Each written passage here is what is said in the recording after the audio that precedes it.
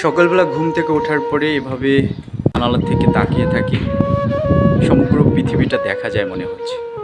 এমন একটা পরিস্থিতি চলে আসলো, অনেক দূরে চলে আসতে হলো, যেখানে কোনো পরিচিত মানুষ নেই, সে আগের মানুষগুলোর সাথে আর দেখা নেই।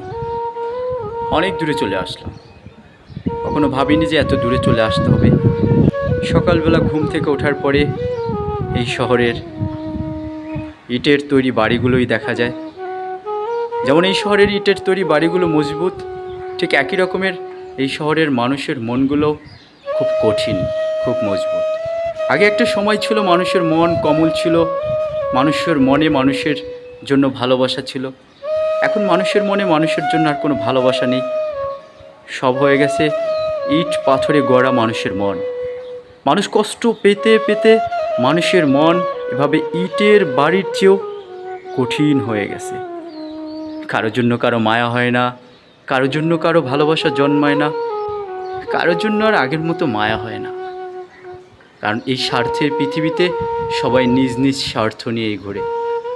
আপনি যদি কারোর জন্য মায়ায় পড়ে নিজেকে শেষ করে দেন, তাহলে সবচেয়ে আপনি একজন বোকা মানুষ। শহরে এই ইট পাথরে গড়া বাড়ির মতন প্রতিটা মানুষের মন এরকম কঠিন হয়ে গেছে। এই শহরে কারোর জন্য কারো মায়া হয় না, এই শহরে কারোর জন্য কারো অনুভূতি হয় না।